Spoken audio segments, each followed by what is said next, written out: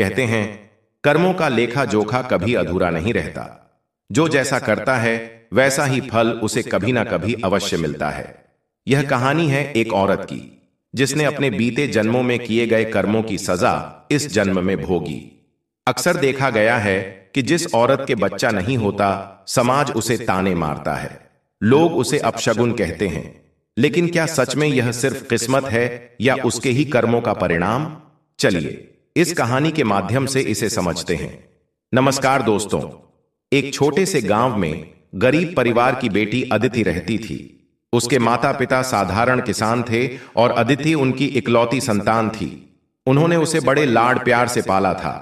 अदिति बेहद खूबसूरत और गुणों से भरपूर थी। उसका स्वभाव सरल और विनम्र था। वह अपने माता पिता के साथ गांव के एक छोटे से घर में संतोषपूर्ण जीवन व्यतीत कर रही थी। उस गांव पर राजा रणधीर का शासन था। राजा रणधीर अभी अविवाहित था और अक्सर अपनी प्रजा की स्थिति जानने के लिए गांवों का दौरा करता था। एक दिन जब वह अदिति के गांव के पास से गुजर रहा था, उसी समय अदिति अपने घर के पास नदी किनारे कपड़े धो रही थी। उसकी सरलता और सौंदर्य ने राजा रणधीर का ध्यान खींच लिया। वह तुरंत ही उसकी ओर आकर्षित हो गया। राजा ने अपने घोड़े को रोका और अदिति से बातचीत करने के लिए उसके पास गया। लेकिन जैसे ही अदिति ने राजा को देखा, वह घबराकर अपने घर की ओर भाग गई। राजा ने उसे आवाज दी, लेकिन वह बिना कुछ कहे अपने घर के अंदर चली गई। राजा की आवाज सुनकर अदिति के पिता वासुदेव बाहर आए। उन्होंने राजा को अपने दरवाजे पर खड़ा देखा और हड़बड़ा गए। उन्होंने हाथ जोड़कर कहा, महाराज, आप हमारे घर पर कैसे आए? क्या हमसे कोई गलती हुई? राजा ने मुस्कुराते हुए कहा, नहीं वासुदेव, तुम्हारी कोई चूक नहीं है, बल्कि मैं एक विशेष कार्य के लिए यहां आया हूं। वासुदेव ने कांपते हुए पूछा, क्या हुक्म है महाराज? राजा ने गंभीरता से कहा, तुम्हारी बेटी अदिति मुझे पसंद है, मैं उससे विवाह करना चाहता हूं। वासुदेव यह सुनकर हैरान रह गए। वह एक साधारण किसान थे और राजा का प्रस्ताव ठुकराना उनके लिए संभव नहीं था। उन्होंने सोचा कि उनकी बेटी अब राजमहल में रानी के रूप में सुखी जीवन जिएगी। कुछ ही दिनों में विवाह संपन्न हुआ और अदिति राजमहल आ गई। शादी के बाद के शुरुआती दिन बेहद सुखद थे। राजा रणधीर का अदिति के प्रति व्यवहार बहुत अच्छा था। समय के साथ अदिति ने एक पुत्र को जन्म दिया। पूरे राजमहल में खुशियों का माहौल था। विवाह के 6 वर्ष बीत गए। अदिति का पुत्र अब 5 साल का हो गया था, लेकिन इस बीच राजा का मन धीरे धीरे अदिति से हटने लगा। एक दिन राजा की नजर एक अन्य महिला पर पड़ी जो अदिति से अधिक आकर्षक थी। राजा ने जल्द ही उससे विवाह कर लिया और उसे राजमहल में ले आया। नई रानी के आने के बाद अदिति का जीवन मुश्किलों से भर गया। नई रानी उसे हमेशा नीचा दिखाने का प्रयास करती थी। राजा भी अदिति से दूरी बनाने लगा और उसकी बातों को अनदेखा करने लगा। धीरे धीरे अदिति की स्थिति राजमहल में कमजोर हो गई। एक दिन नई रानी ने राजा को अदिति को महल से निकालने के लिए मना लिया। राजा ने अपने पुत्र को अपने पास रखा और अदिति को महल से बाहर कर दिया। अदिति बेबस होकर अपने पिता के घर लौट आई। अदिति ने अपने माता पिता को अपनी दुर्दशा सुनाई। उनकी बेटी की हालत देखकर वे बेहद दुखी हुए। उनकी चिंता ने उनकी सेहत पर गहरा प्रभाव डाला। कुछ समय बाद अदिति की मां का निधन हो गया। मां की मृत्यु ने वासुदेव को भी तोड़ दिया और वे भी संसार से चल बसे। अदिति अब पूरी तरह अकेली रह गई। उसे किसी सहारे की सख्त जरूरत थी, लेकिन वह अपनी पीड़ा व्यक्त करने की हिम्मत नहीं जुटा पाती थी। अकेलेपन ने उसे भीतर तक तोड़ दिया। कहते हैं, विपत्ति के समय धैर्य मनुष्य का सबसे बड़ा सहारा होता है। इसी दौरान बलराम नामक एक ऊंटों का व्यापारी, जो पहले भी अदिति के घर आता जाता था, अब और ज्यादा वहां आने लगा। वह अदिति से हमदर्दी जताने लगा और उसका ख्याल रखने का ढोंग करने लगा। अदिति, जो पहले से ही अकेली और कमजोर थी, उसकी बातों पर भरोसा करने लगी। कुछ समय बाद बलराम ने अदिति से विवाह का प्रस्ताव रखा। अदिति, जो कि किसी सहारे की तलाश में थी, ने इस प्रस्ताव को स्वीकार कर लिया। दोनों पति पत्नी की तरह साथ रहने लगे। बलराम ऊंटों का व्यापारी था और हर साल ऊंटों के मेले में जाया करता था। एक दिन उसने अदिति से कहा, तुम हमेशा घर में रहती हो, इस बार मेरे साथ ऊंटों के मेले में चलो। वहां का मेला बहुत मनोरम होता है। अदिति ने सोचा कि बाहर जाने से मन बदल जाएगा और उसने बलराम के साथ मेले में जाने का फैसला कर लिया। बलराम ने अदिति को मेले में घुमाया और उसकी खुशी का दिखावा किया, लेकिन उसके मन में एक गहरी साजिश चल रही थी। उसने अपने ऊंटों के साथ साथ अदिति का भी सौदा कर दिया। अदिति को इसका बिल्कुल भी अंदाजा नहीं था। बलराम ने अदिति को ऊंटों के पास बैठाकर कहा, मैं अभी आता हूं, और वहां से चला गया। थोड़ी देर बाद कुछ व्यापारी आए और ऊंटों के साथ साथ अदिति को भी जबरदस्ती ले जाने लगे। अदिति घबरा गई और चिल्लाई, मुझे कहां ले जा रहे हो? लेकिन व्यापारियों ने उसकी आवाज को दबाने के लिए उसे बेहोश कर दिया। जब अदिति को होश आया तो उसने खुद को एक अनजान जगह पर पाया। वह जगह एक कोठा था। वहां की मालकिन ने अदिति से कहा, अब तुम यहीं रहोगी, हमने तुम्हें खरीद लिया है। तुम्हें यहां मुजरा करना होगा और लोगों की इच्छाएं पूरी करनी होंगी। इसके बदले तुम्हें खाना, कपड़े और सिर छुपाने की जगह मिलेगी। अदिति ने गुस्से में कहा, मैं यह सब कभी नहीं करूंगी। मालकिन ने ठंडे स्वर में जवाब दिया, अगर तुमने मेरी बात नहीं मानी तो तुम्हें भूखा रखा जाएगा और मारा जाएगा। तुम्हारे पास कोई और विकल्प नहीं है। अदिति ने बहुत विरोध किया, लेकिन उसकी कोई सुनवाई नहीं हुई। धीरे धीरे अत्याचार और भूख ने उसकी हिम्मत तोड़ दी और मजबूरी में उसने अपनी इच्छा के खिलाफ कोठे पर काम करना शुरू कर दिया। अदिति की जिंदगी अब अंधकार में डूब चुकी थी। वह हर दिन अपने भीतर के दर्द को छिपाकर जीने के लिए मजबूर थी। इस बीच कोठे पर रहते हुए 13 साल बीत गए। अब उसकी उम्र करीब 40 साल हो चुकी थी। वह अभी भी सुंदर थी, लेकिन उसका चेहरा हमेशा उदासी से भरा रहता था। एक दिन 21 साल का एक राजकुमार, जिसका नाम चंद्र प्रताप था, कोठे पर आया। उसने मालकिन से कहा, मुझे यहां की सबसे खूबसूरत महिला से मिलवाओ। मालकिन ने कई महिलाओं में से अदिति को दिखाया। राजकुमार ने अदिति को चुना और उसके कमरे में गया। राजकुमार के साथ समय बिताने के बाद अदिति ने उससे पूछा, तुम कौन हो और कहां से आए हो? राजकुमार ने मुस्कुराते हुए कहा, मैं मानगढ़ देश का राजकुमार चंद्र प्रताप हूं। मेरे पिता यहां के राजा हैं। यह सुनते ही अदिति के होश उड़ गए। उसकी आंखें चौड़ी हो गईं और वह जैसे पत्थर की मूरत बन गई।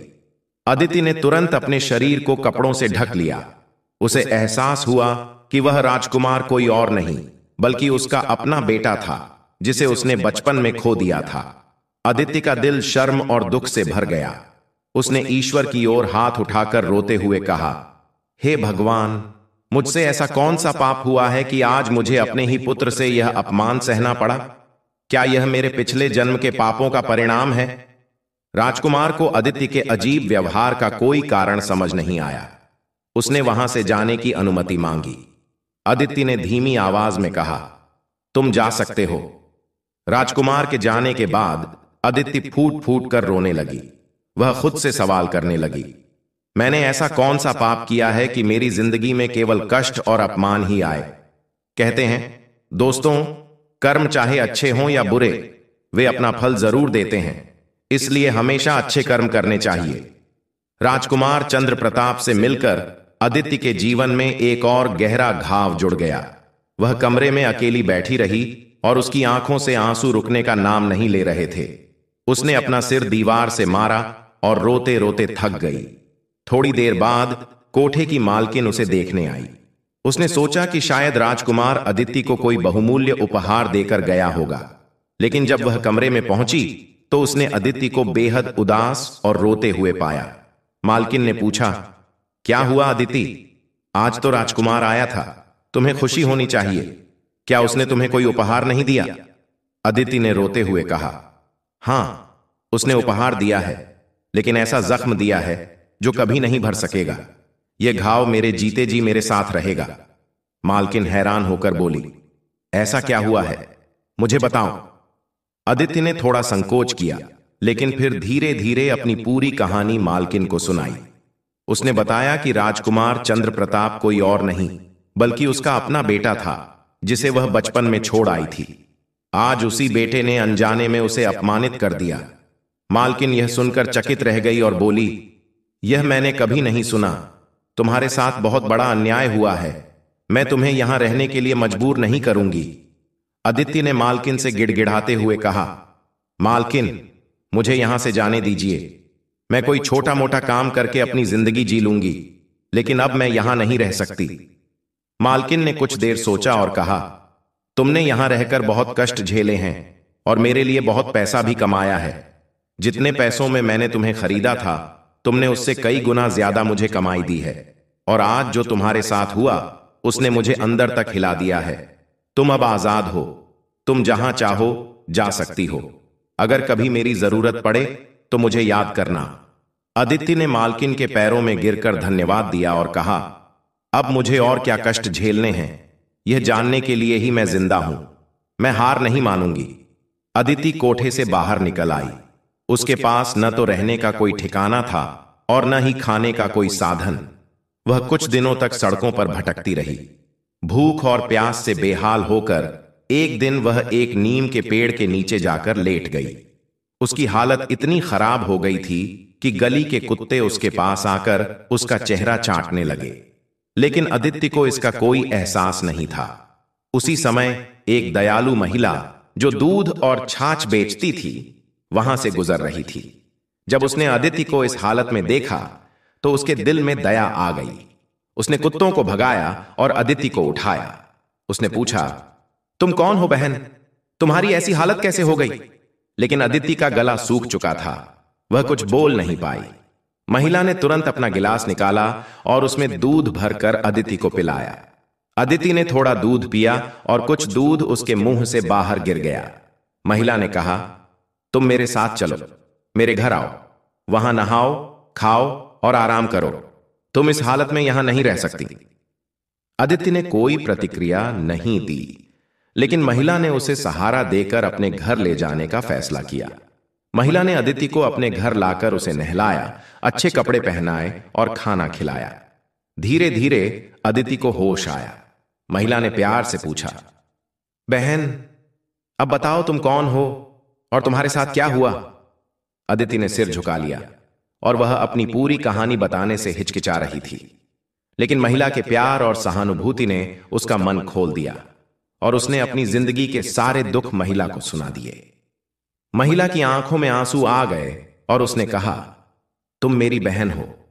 मेरा पति अब इस दुनिया में नहीं है और मैं अपने बेटे के साथ अकेली रहती हूं। तुम मेरे साथ रहो, हम मिलकर अपना जीवन काटेंगे।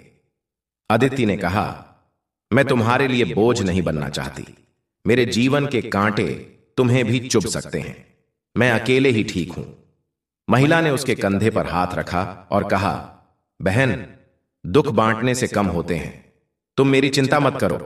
मेरे साथ रहोगी तो हम मिलकर सभी मुश्किलों का सामना करेंगे।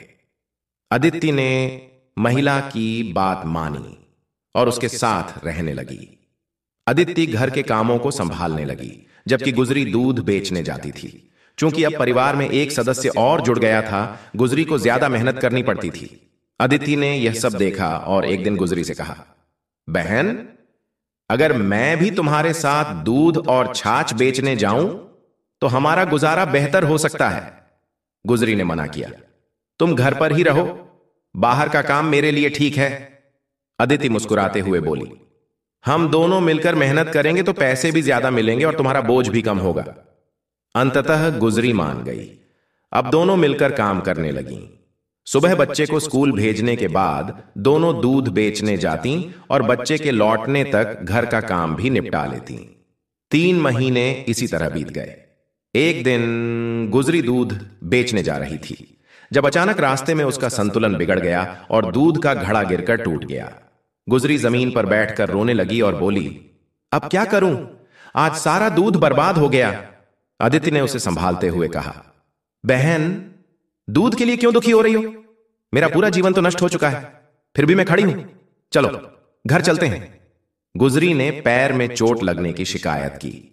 अदिति ने उसे सहारा देकर घर पहुंचाया और हल्दी तेल लगाकर उसकी पट्टी की। अब दूध बेचने का सारा काम अदिति अकेले संभालने लगी, क्योंकि गुजरी की चोट ठीक नहीं हो रही थी। 10 दिन बीत गए, लेकिन जख्म बढ़ता ही गया। अब गुजरी का शरीर कमजोर होने लगा था। अदिति दिन रात उसकी सेवा करती, बच्चे का ख्याल रखती और बाहर का काम भी संभालती। धीरे धीरे 6 महीने बीत गए। एक दिन गुजरी की हालत बहुत बिगड़ गई और उसने अपनी आखिरी सांस ली। अदिति के लिए यह बहुत बड़ा झटका था।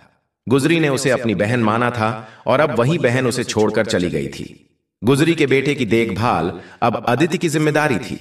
बच्चा अपनी मां की मौत के बाद चिड़चिड़ा और उदास रहने लगा। वह बार बार अपनी मां के बारे में पूछता। अदिति उसे समझाती, तुम्हारी मां भगवान के पास गई हैं, वह कुछ दिनों में वापस आ जाएंगी। धीरे धीरे बच्चे ने अदिति को अपनी मां मान लिया। समय बीतता गया और बच्चा बड़ा हो गया। अब वह 18 साल का हो चुका था और काम में अदिति की मदद करने लगा। एक दिन लकड़ियां लेने के लिए अदिति और गुजरी का बेटा पास की पहाड़ी पर गए। वहां एक सूखा पेड़ था जिसकी लकड़ियां काटने के लिए अदिति उस पर चढ़ गई। लकड़ी काटते समय जिस टहनी पर वह खड़ी थी वह टूट गई। अदिति नीचे गिरते हुए पहाड़ी से लुढ़क कर घने जंगल में गिर गई। बेटा यह देखकर घबरा गया और उसने पहाड़ी के नीचे झांका, लेकिन अदिति कहीं नजर नहीं आई। डर और घबराहट में वह गांव लौट आया और सबको यह बात बताई। अदिति पहाड़ी से गिरकर दलदल में फंस गई थी। वह गर्दन तक दलदल में धंसी हुई थी। 10 दिनों तक उसने वहां संघर्ष किया। जंगली जानवर उसके पास आते, लेकिन दलदल में होने के कारण वह उससे दूर रहते। एक दिन आदिवासियों का एक झुंड वहां से गुजर रहा था। उन्होंने अदिति को दलदल में फंसा देखा और बड़ी मुश्किल से उसे बाहर निकाला। वह अब भी जीवित थी, लेकिन वह गंभीर रूप से घायल थी। उसके दोनों पैर टूट चुके थे। आदिवासियों ने उसे अपने कबीले में ले जाकर उसकी देखभाल शुरू की। अदिति को आदिवासियों ने दलदल से तो बचा लिया था, लेकिन उसकी हालत गंभीर थी। उसके पैरों की हड्डियां इतनी बुरी तरह टूट चुकी थीं कि उन्हें ठीक करना संभव नहीं था। आदिवासियों ने उसका उपचार किया, लेकिन अंततः उसकी दोनों टांगें काटनी पड़ी। अदिति ने इस बात को ईश्वर की इच्छा मानकर स्वीकार कर लिया। धीरे धीरे वह आदिवासियों की भाषा और इशारों को समझने लगी। वहां की एक बुजुर्ग महिला जो ध्यान और आध्यात्मिक विद्या में निपुण थी, अदिति का बहुत ख्याल रखती थी। अदिति को पता चला कि वह महिला एक विशेष ध्यान विधि जानती थी जिससे व्यक्ति अपने अतीत को देख और समझ सकता है। अदिति ने जिद की कि वह अपने पूर्व जन्म के बारे में जानना चाहती है। बुजुर्ग महिला ने उसे समझाया, यह ठीक नहीं होगा। अपने अतीत में झांकने से अक्सर व्यक्ति वर्तमान में भी शांति खो देता है। जो प्रकृति ने भुला दिया है उसे भूल जाना ही बेहतर होता है। लेकिन अदिति ने अपनी बात पर जोर देते हुए कहा, मैं जानना चाहती हूं कि मेरे जीवन में इतने दुख क्यों हैं। मैंने क्या ऐसा किया है जिसके कारण मुझे यह सब सहना पड़ रहा है? अगर अतीत जानने से और दुख मिलेगा तो मैं उसे भी सह लूंगी। बूढ़ी महिला ने उसे ध्यान की एक कठिन प्रक्रिया सिखाई। उसने कहा, तुम्हें हर पल को याद करते हुए अपने अतीत तक पहुंचना होगा। यह साधना 3 से 4 वर्षों तक चलेगी। अदिति ने पूरी लगन के साथ ध्यान विधि का अभ्यास शुरू किया। धीरे धीरे उसने अपने जीवन के गुजरे हुए पल याद करना शुरू किया। 3 वर्षों की साधना के बाद अदिति अपने पिछले जन्म में पहुंच गई। उसने देखा कि उसका नाम रूपा था और वह एक साधारण परिवार की सदस्य थी। उसके जीवन का सबसे बड़ा दुख यह था कि उसे संतान सुख नहीं मिला था। इस वजह से वह गहरे मानसिक अवसाद में चली गई थी। गांव के लोग उसे ताने देते थे और उसकी यह स्थिति उसे भीतर से तोड़ने लगी थी। अपनी निराशा और दुखों से बचने के लिए रूपा ने किसी साधु की सलाह पर कुछ विशेष अनुष्ठान शुरू किए। उसे विश्वास दिलाया गया कि यह अनुष्ठान उसके जीवन में खुशियां लाएंगे। उसे बताया गया कि अगर वह 21 बच्चों की बलि देगी तो उसे संतान प्राप्त हो सकती है। रूपा ने वैसा ही किया। गांव के 21 बच्चों को उसने चुराकर मार डाला। किसी तांत्रिक के झांसे में आकर उसने यह पाप कर दिया। वह खुद निःसंतान थी। लोग उसका मुंह तक नहीं देखना चाहते थे और उसे इस बात की जलन होती थी। संतान न होने का दुख और लोगों के बर्ताव ने उसे मानसिक रूप से असंतुलित कर दिया था। उसने देखा कि जिन परिवारों की संतानों की उसने जान ली थी, उनमें से कुछ माता पिता आत्महत्या कर चुके थे। कुछ उसे हमेशा बद्दुआ देते रहते थे। जब वह मर गई तो उसने देखा कि उसके मरने के बाद भी कई लोग बद्दुआ दे रहे थे। उनकी बद्दुआ से उसकी आत्मा को पीड़ा हो रही थी। उसने उन सभी घरों में प्रवेश किया जहां उसने बच्चों को उठाया था। वहां उसने देखा कि कुछ घर बर्बाद हो चुके थे और कुछ अभी भी बिना संतान के थे। लेकिन वे लोग अब बुजुर्ग हो चुके थे और हमेशा उसे गालियां देते रहते थे। अब वह पहले से भी अधिक दुखी हो गई। अब उसके लिए पूर्व जन्म में वापस जाना नामुमकिन था, क्योंकि उसकी मदद उस बूढ़ी आदिवासी महिला ने की थी, लेकिन अब उसी शरीर में लौटना असंभव था। अदिति को यह एहसास हुआ कि उसका अतीत ही उसकी वर्तमान स्थिति का कारण था।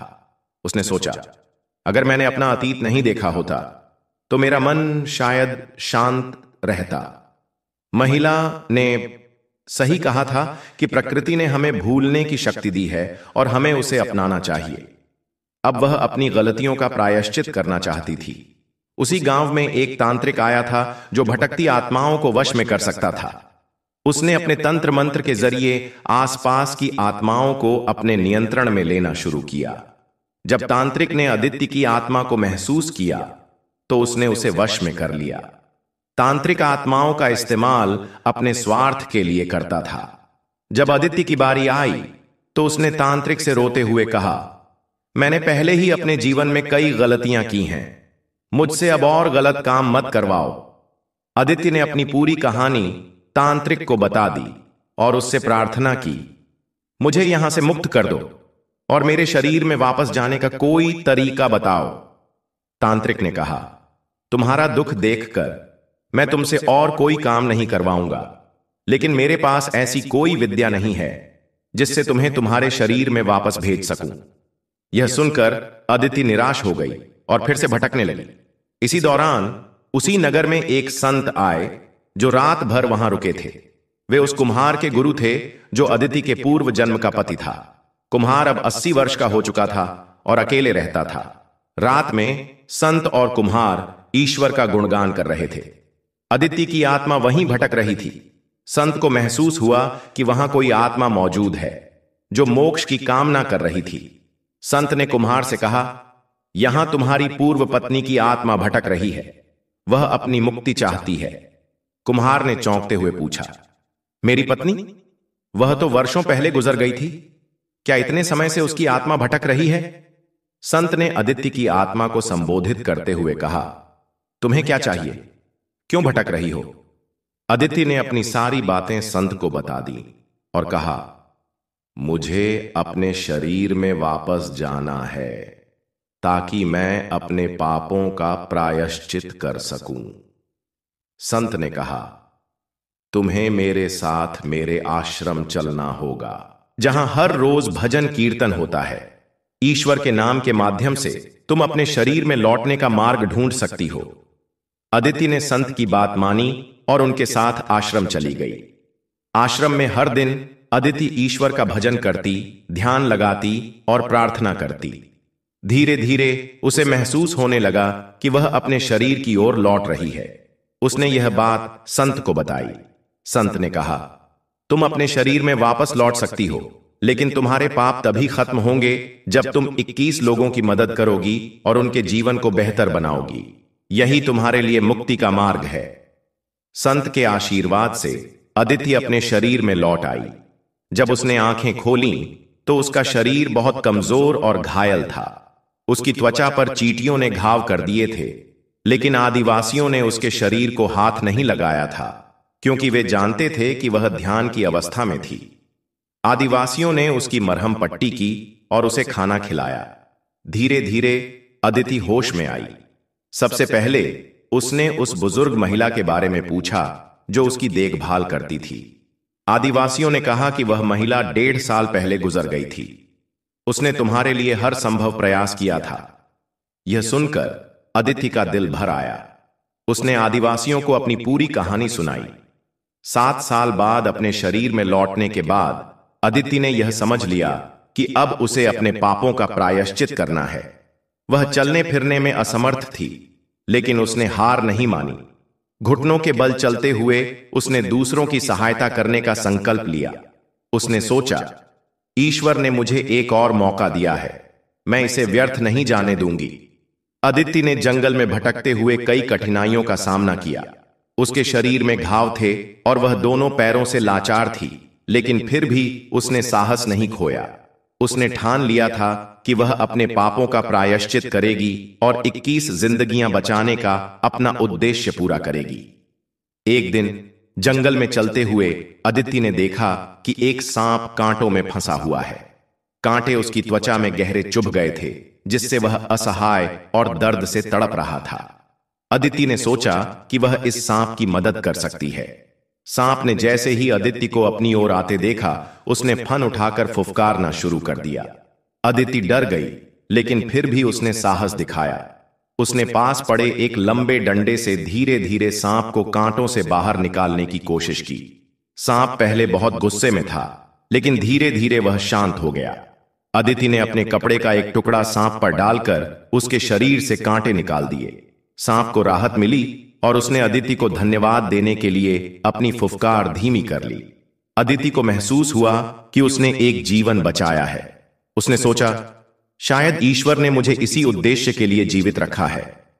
कुछ दिन बाद अदिति जंगल में एक शिकारी से मिली। उसने देखा कि शिकारी अपने कंधे पर एक हिरण का बच्चा लटकाए हुए जा रहा था। यह दृश्य देखकर अदिति का दिल पसीज गया। उसने शिकारी से कहा, भाई, इस मासूम जानवर को छोड़ दो, इसे भी अपनी जिंदगी जीने का हक है। शिकारी ने कहा, मैं इसे बेचकर अपना गुजारा करता हूं, यह मेरा काम है। इसे छोड़ दूंगा तो मैं और मेरा परिवार भूखा रहेगा। अदिति ने उसे समझाने की कोशिश की, भाई, इन जीवों को मारने की बजाय तुम जंगल से लकड़ियां काटकर या फल फूल तोड़कर बेच सकते हो। यह भी एक ईमानदार काम है।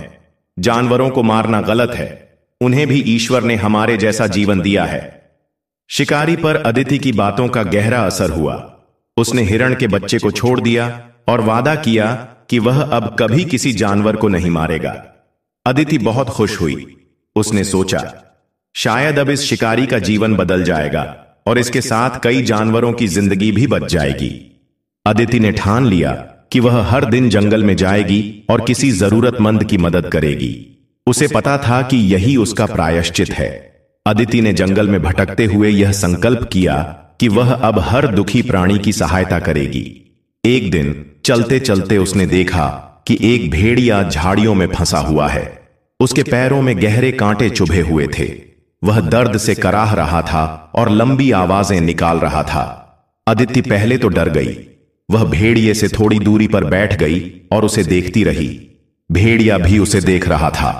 कुछ देर बाद भेड़िया अपनी आवाज को धीमा करते हुए उसकी तरफ देखने लगा, जैसे कह रहा हो, मुझे मदद चाहिए, मैं तुम्हें कोई नुकसान नहीं पहुंचाऊंगा।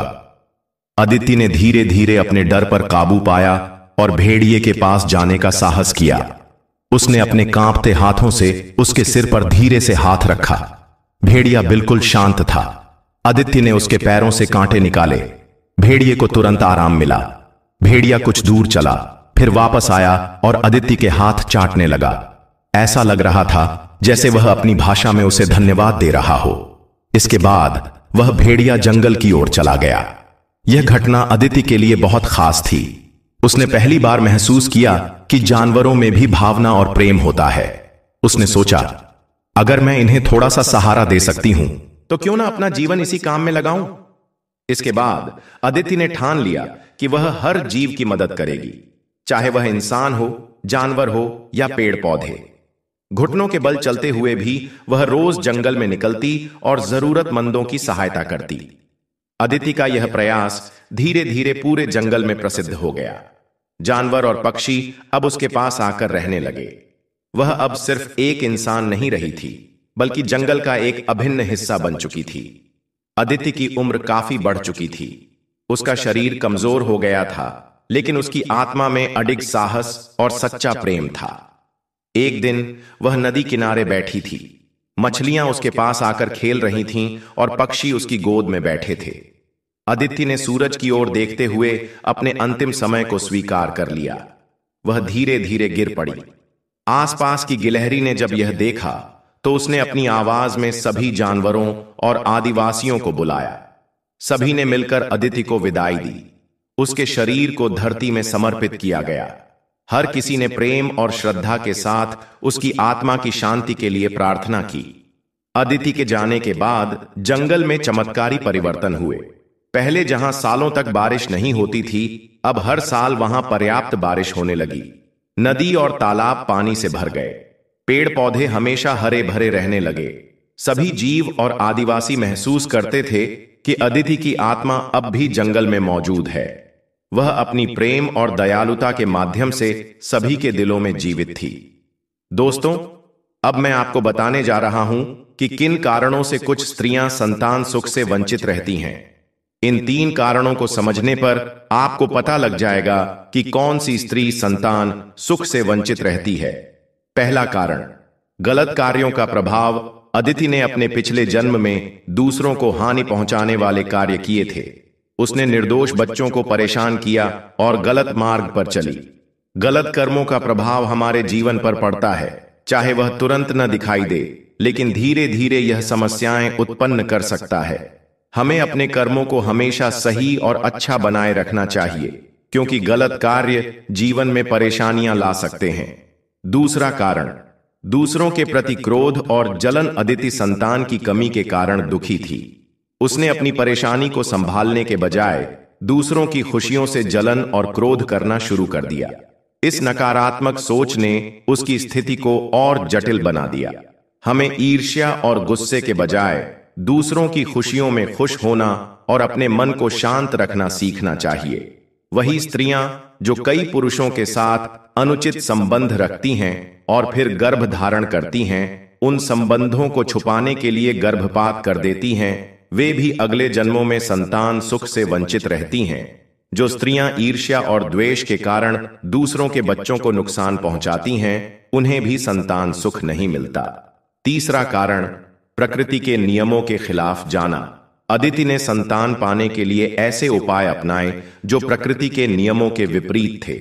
उसने धैर्य और समझदारी से काम नहीं लिया, जिसके कारण उसकी स्थिति और भी कठिन हो गई। हमें हर समस्या को धैर्य और सहजता से स्वीकार करना चाहिए। गलत रास्तों को अपनाने से हमारी परेशानियां हल होने के बजाय और बढ़ सकती हैं।